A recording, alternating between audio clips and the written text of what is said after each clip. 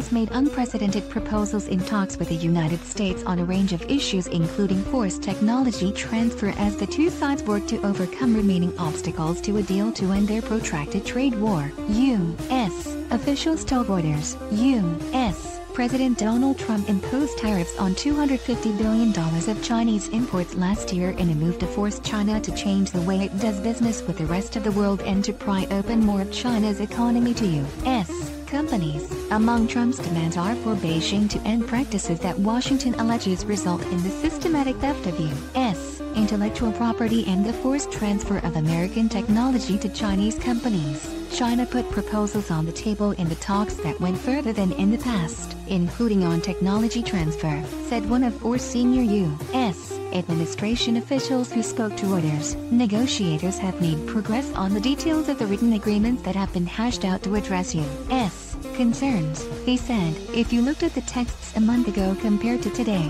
we have moved forward in all areas. We aren't yet where we want to be, the official said, speaking on condition of anonymity. They're talking about forced technology transfer in a way that they've never wanted to talk about before, both in terms of scope and specifics, he said, referring to Chinese negotiators. He declined to give further detail. Reuters reported previously that the two sides were working on written agreements in 6 areas: forced technology transfer and cyber theft, intellectual property rights, services, currency, agriculture and non-tariff barriers to trade. U.S. Trade Representative Robert Lighthizer and Treasury Secretary Steven Mnuchin arrive in Beijing on Thursday for a new round of talks with Chinese officials to work on a deal that would end a months-long trade war that has cost both sides billions of dollars and hurt global economic growth.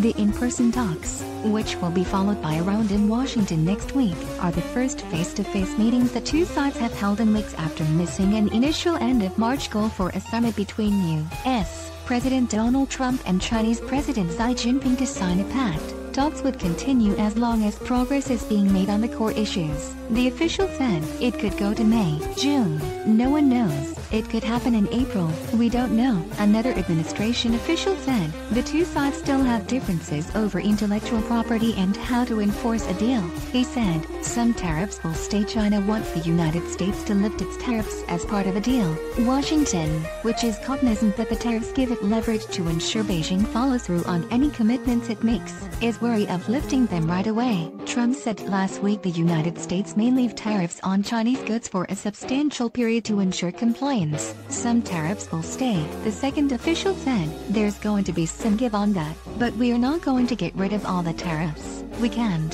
The topic will be addressed in upcoming talks. Obviously that is an issue that we need to resolve, and will be an important part of the final deal, the first official said. He said there was some agreement on enforcement on what he termed the back end once a deal was in place, a structure in which both sides could raise grievances and implement tariffs if there were violations to the agreement. Since July 2018, the United States has imposed duties on $250 billion worth of Chinese imports, including $50 billion in technology and industrial goods at 25% and $200 billion in other products including furniture and construction materials at 10%. China has hit back with tariffs on about $110 billion worth of U.S. goods, including soybeans and other commodities. The first official said the focus of talks had shifted from Chinese purchases of U.S. goods to the trickier structural issues, which he said Trump wanted as part of a great deal. Bipartisan support at home for his tough stance on China as well as from the business community have emboldened Trump as he pushes for a deal that addresses long-standing complaints on trade, the source said. Some officials have expressed concern that Trump would accept a deal involving big-ticket Chinese purchases of U.S. goods and falling short on structural issues. He expressed optimism that a deal would be reached. I'm still confident, but it takes time,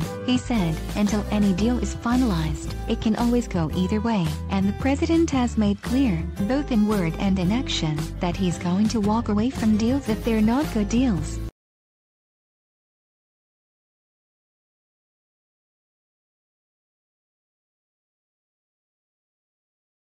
Yeah.